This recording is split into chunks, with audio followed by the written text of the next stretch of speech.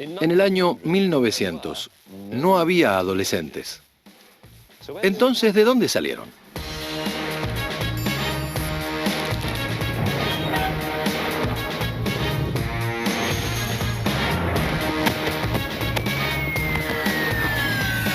Los inventos del siglo XX. En el siglo XX, el adolescente apareció como una especie separada. ¿Pero cómo? ¿Fue la promesa de sexo? ¿El poder del pop? ¿O la potencia de un motor japonés de 2 tiempos? Inventando al adolescente.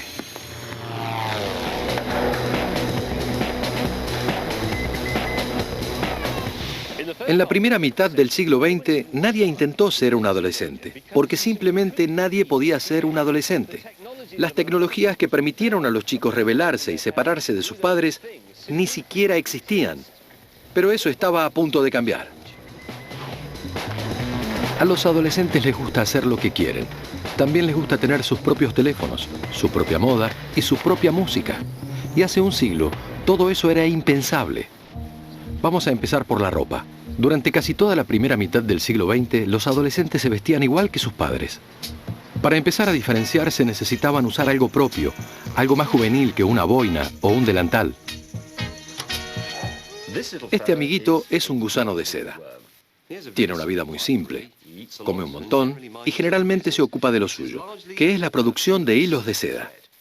Durante cientos de años, estos gusanos trabajaron incansablemente produciendo seda para emperadores y aristócratas. Y no nos olvidemos de los amantes de las medias de seda finas. Pero en la década de 1930, la compañía química estadounidense DuPont le declaró la guerra al gusano de seda. DuPont contrató a un equipo de científicos liderado por este hombre llamado Carothers, que fue descrito como un artista de la manipulación de los mundos invisibles. Y para muchos no solo eran invisibles, sino también incomprensibles. Esta es la fórmula química de lo que inventó, una tela que no se anima a decir su propio nombre. Y no me extraña, ya que su nombre correcto es hexadecametileno dicarboxílico, un nombre poco feliz al que decidieron reemplazar por nylon. Es hora de sacar el científico que llevo adentro. Primero ponemos hexametilendiamina en una solución de hidróxido de sodio. Y en otro recipiente voy a poner la misma cantidad de solución de cloruro de sebalicio en hexano.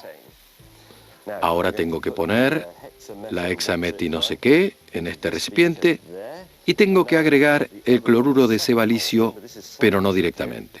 Tengo que hacerlo con esta varilla de vidrio. Está saliendo un poco de humo, parece una película de terror.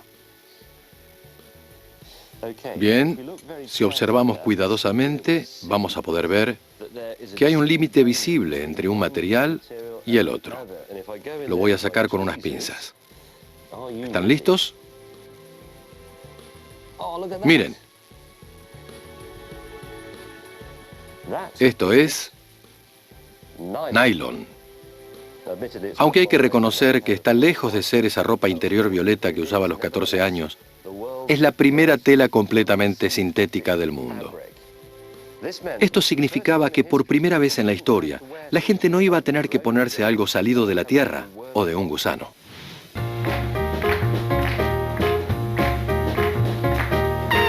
Cuando las medias de nylon salieron a la venta en mayo de 1940, la gente hacía cola para comprarlas.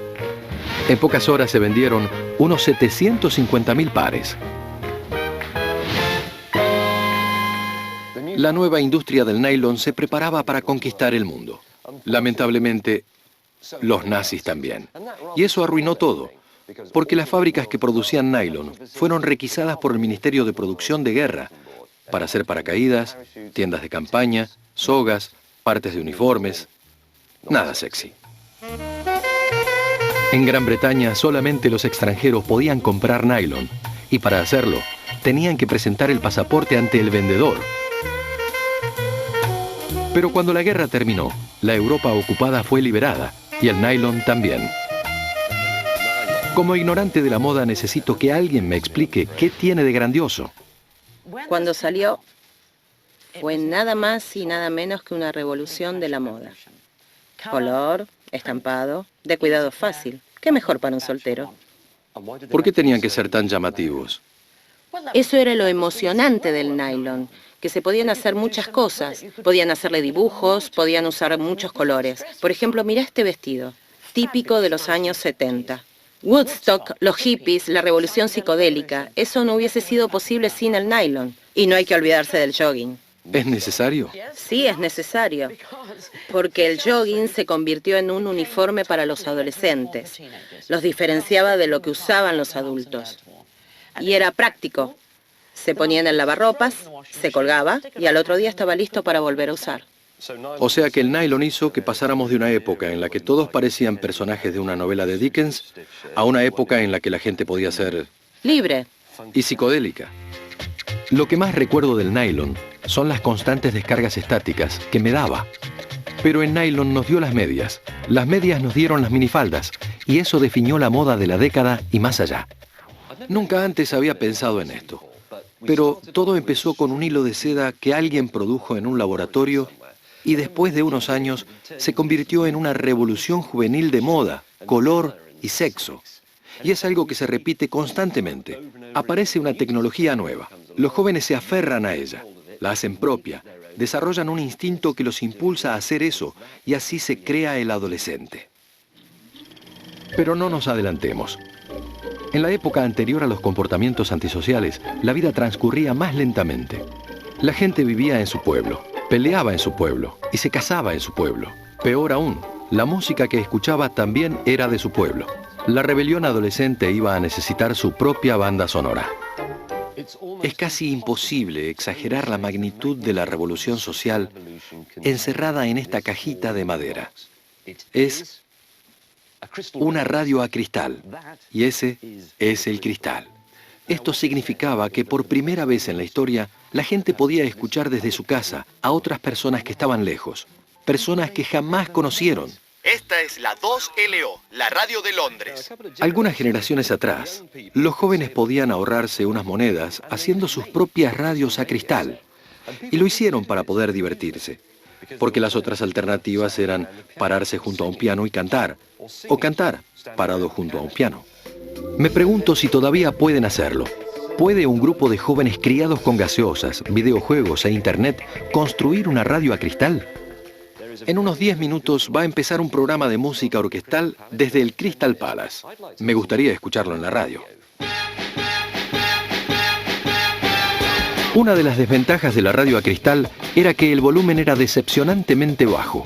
Y como los primeros transmisores tenían un rango limitado, solamente se podía sintonizar la estación local. ¿Alguna vez escucharon a alguien hablando sobre las radios a cristal? A mis papás, a mis abuelos. Creo que esto era así. Vamos chicos, queda un minuto. Creo que ya está. Hay que probarlo. Sí, Se ve prometedor. funciona. ¿Puedo probar? Sí. No era el programa de música orquestal que yo quería, sino la radio asiática local. Fantástico. Vamos a ver cómo funciona. No tiene batería, no tiene ningún cable de corriente, ni siquiera tiene un parlante. Solamente tiene este cable largo. Y es largo de verdad. Mide unos 30 metros. Es la antena y también la fuente de alimentación, porque las ondas electromagnéticas de radio que están en el aire viajan por esta antena y alcanzan para alimentar a la máquina. Si alguien conseguía escuchar algo, era un milagro. Había que usar estos auriculares, o teléfonos, como eran conocidos en esa época. Pero lo bueno de eso era que no había peligro de que tu vecino te golpeara la pared para que bajes el volumen. Era un comienzo. La música inundó los hogares. Ya no había que aprender a tocar el piano o escuchar a los organilleros. Pero bailar era imposible, porque seguían estando atados a los auriculares. Hasta que un día apareció esto, la válvula. Esta es una de las innovaciones más importantes de principios del siglo XX. Es una genialidad, porque al juntar varias válvulas, actúan como un amplificador para esa señal débil de la radio de cristal. Y eso significaba que era posible construir una radio a válvulas. Ahí están las válvulas. Y como podían amplificar el sonido, era posible librarse de la tiranía de los auriculares y escuchar música o lo que saliera por la radio con parlantes. Ahora la gente podía reunirse a escuchar la radio y hasta podía levantarse y bailar. Pero eso introdujo un nuevo problema. Esta clase de radio necesitaba una fuente de alimentación y así nació la extremadamente peligrosa batería para radio de 120 volts. Lo bueno era que estas radios ahora eran esencialmente portátiles, por eso tenían esta manija. Pero no eran tan portátiles. Podía moverse del living a la cocina, pero la radio seguía siendo un aparato doméstico. Era para escucharlo en familia, y eso no representaba exactamente una actividad rebelde. Porque podía ser lindo escuchar la radio con tu papá, pero tenías que escuchar su música, que era como verlo bailando en tu fiesta de cumpleaños. No se podía lograr una revolución adolescente en la mesa del comedor. Tenía que pasar algo más para hacerla posible.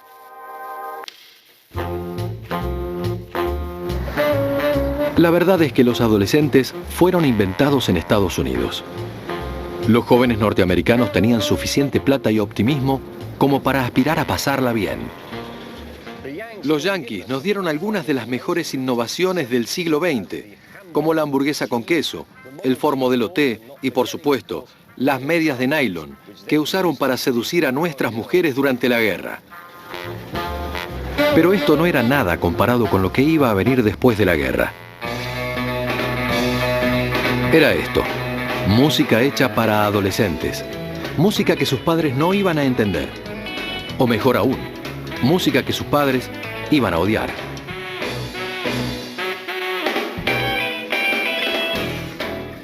Como sabemos, a mediados de los 50 llegó el rock and roll con el único propósito de derrocar al gobierno de Estados Unidos y corromper al mundo. Sin embargo, le iba a costar mucho hacer eso estando en uno de estos. Es un disco de 78 RPM. Y lo interesante es que, en este caso, Bill Haley y sus cometas fueron ayudados por escarabajos.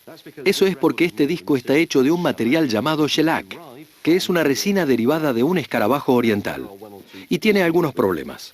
El primero es que produce niveles horrorosos de ruido de la superficie, como voy a demostrar ahora. 1, 2, 3 o'clock, 4 o'clock, rock. Otro problema era que con el shellac, los surcos no podían estar demasiado juntos, porque corrían el riesgo de caerse sobre los otros, y eso arruinaría el sonido. Y finalmente, y creo que es el problema más importante, eran extremadamente frágiles. La solución iba a llegar con algo superior al escarabajo. Una vez más, algo hecho por el hombre iba a llevar a la quiebra a un insecto. Era el cloruro de polivinilo, o simplemente vinilo, y a diferencia del shellac, era resistente. Acá tengo el señor Haley de nuevo, esta vez en vinilo. Es más chico, más liviano y tiene más cantidad de surcos por pulgada. Con el shellac, con suerte podías tener 90 surcos por pulgada. Con el vinilo, unos asombrosos 260. Y eso significaba que podías poner 30 minutos de música en un disco grande o un hit en uno más chico. Y lo más importante para esa generación es que eran prácticamente irrompibles. El vinilo no puede llevarse todo el crédito por la revolución del rock and roll, pero puso la música al alcance de todos. Era tan barato hacer un disco que ahora todos podían elegir entre una gran variedad de estilos musicales. Y así, de repente, se crearon miles de tribus adolescentes.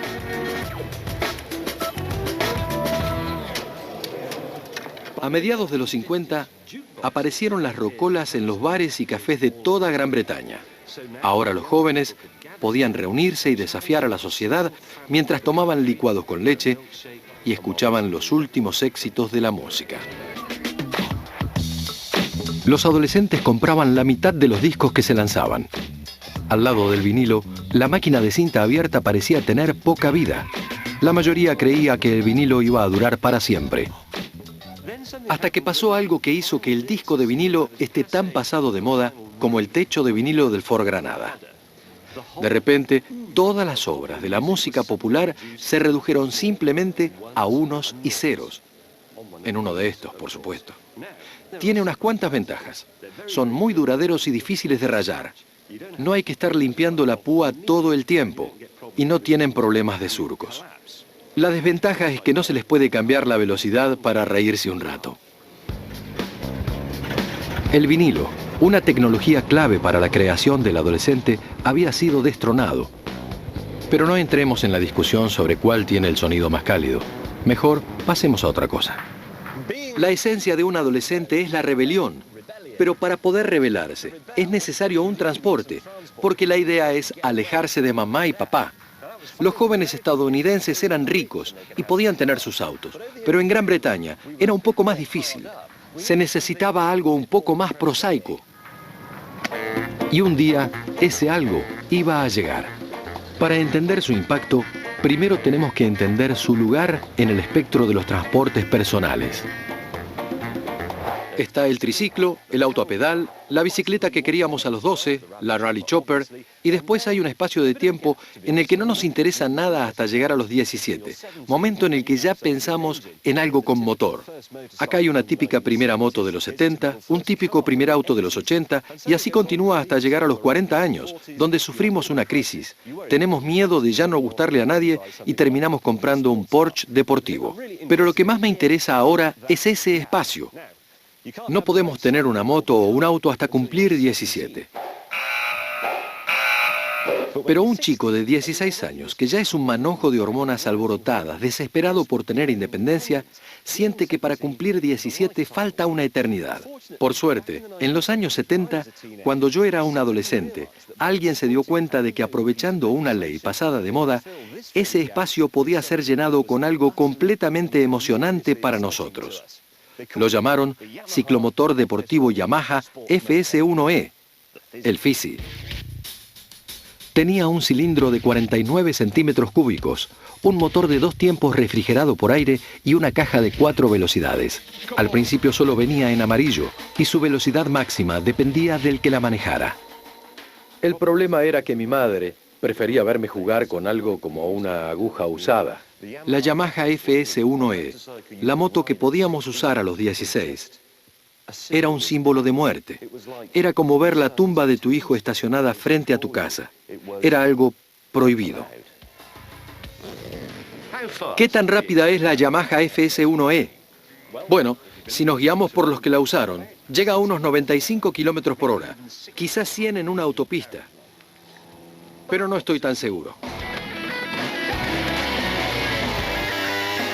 Esperé 30 años para hacer esto. Y quiero decir una sola cosa. Mamá, si estás mirando, cambia de canal.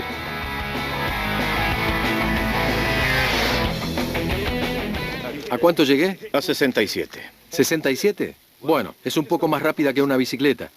No llegó a los 95, admitámoslo. Solo a 67. Pero igual se siente el empuje del motor.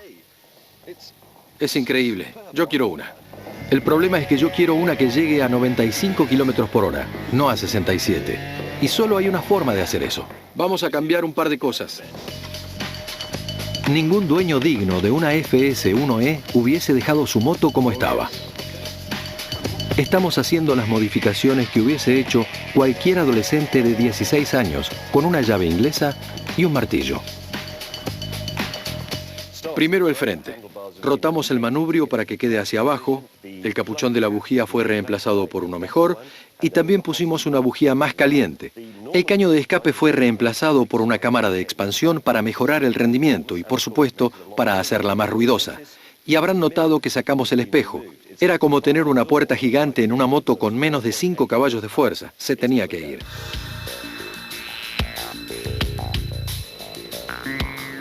Muy bien, si confío en lo que me dijo mi compañero de escuela Gavin Fisher, ahora debería llegar a 135 kilómetros por hora.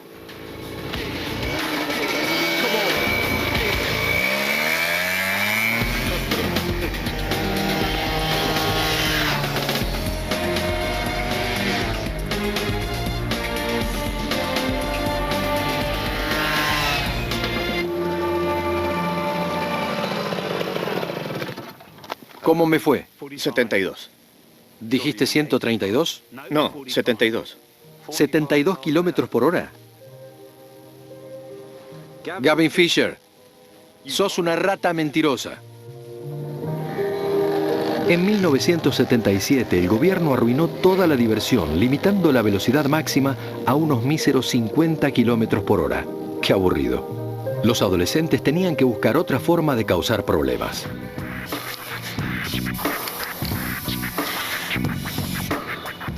Hubo muchos inventos que ayudaron a los adolescentes a celebrar su identidad, y este es particularmente bueno. La lata de aerosol. Fue inventada en Oslo en el año 1926 y su primer uso fue como repelente de mosquitos para los soldados durante la guerra. Pero su mejor uso hasta la fecha fue como una forma de ayudar a los adolescentes a expresarse, al ser combinada con un poco de cemento industrial o a veces con el costado de un tren.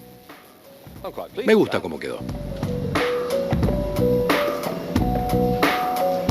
Una vez más, fueron los adolescentes los que decidieron cómo iba a ser recordada una tecnología nueva.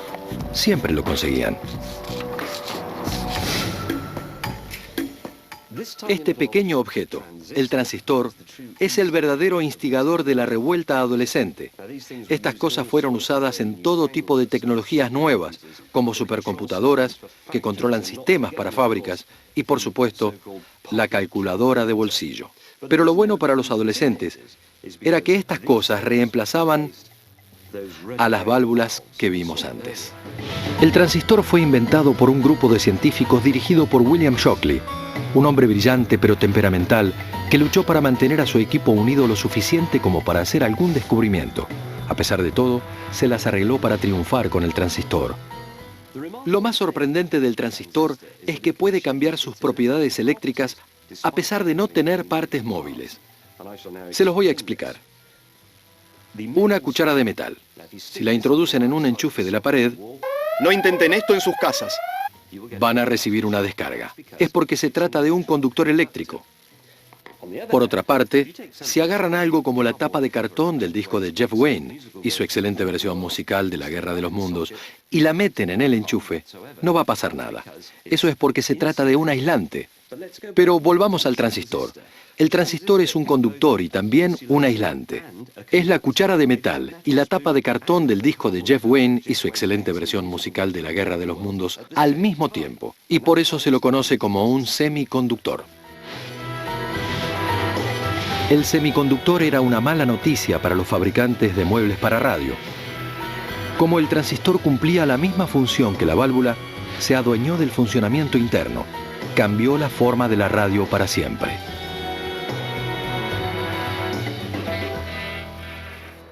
La radio a transistores tenía algunas ventajas. La primera era que no se necesitaban dos personas para transportarla. Otra era que el interior de la radio no brillaba ni se recalentaba como en las radios a válvulas. Y como los transistores consumen mucha menos energía que las válvulas, la batería podía ser más chica y manejable. Y debe haber otro montón de características interesantes que desconozco. Este modelo estaba adaptado para la Guerra Fría. Tiene 2 puntos rojos en el dial. Y la idea era que si veías una nube en forma de hongo en el horizonte, rápidamente sintonizabas uno de estos puntos en la radio y alguien te daba indicaciones. Probablemente eran: deja de escuchar la radio y corre en la dirección opuesta. El transistor hizo que los adolescentes jamás tuvieran que estar sin su música. La radio verdaderamente portátil había llegado. Y como las estaciones sabían que los adolescentes escuchaban sus propias radios, lejos de los adultos, podían dedicarse a pasar la música que papá y mamá odiaban. Cuanto más rara, mejor. Los adolescentes habían llegado. Tenían su música, su sistema de sonido, su moda, sus materiales para la moda y sus medios de transporte. Supongo que también tuvieron sus propios instrumentos musicales eléctricos. Pero antes de eso, estuvo esto. Hay pocos instrumentos tan extraños o surrealistas como el que inventó este hombre, Leon Theremin, en 1920. Acá tenemos uno. Se llama Theremin, y lo que lo diferencia de los demás instrumentos es que para que suene, no hace falta tocarlo. Es un dispositivo electromagnético. Tiene 2 osciladores y tiene 2 antenas. Esta alta que está acá y esta circular que está acá abajo. Cada una está rodeada por un campo y puedo interferir con ese campo con la capacitancia de mi cuerpo. por ejemplo, con las manos. Esta antena controla el tono de la nota, y esta, llamada antena de expresión, controla el volumen y el ataque. Así que moviendo los brazos puedo tocar algo como esto.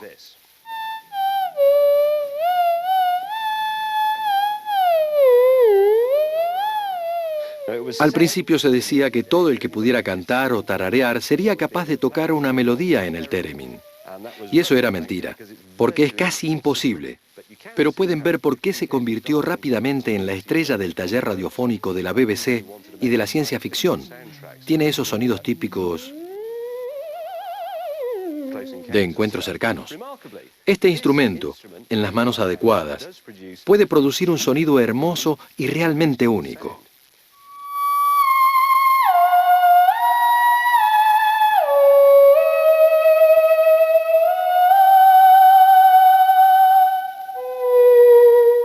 Lamentablemente, el theremin era una especie de callejón sin salida, pero fue parte de una era de composición musical en la que la electricidad estaba al servicio de la creación de sonidos.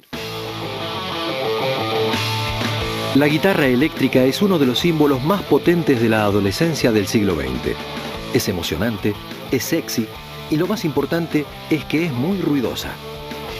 Su antepasado, la guitarra acústica, estuvo entre nosotros durante muchos años e hizo muy bien su trabajo, pero no era lo suficientemente ruidosa. Voy a explicar cómo funciona. La guitarra tiene unas pastillas electromagnéticas montadas. Cada una de esas pastillas consiste en un pequeño imán bobinado con miles y miles de vueltas de alambre de cobre. Y al tocar la cuerda, la vibración que produce es transferida al imán. Eso crea una pequeña corriente eléctrica que va al amplificador. Y después de eso, puedo hacer lo que quiera.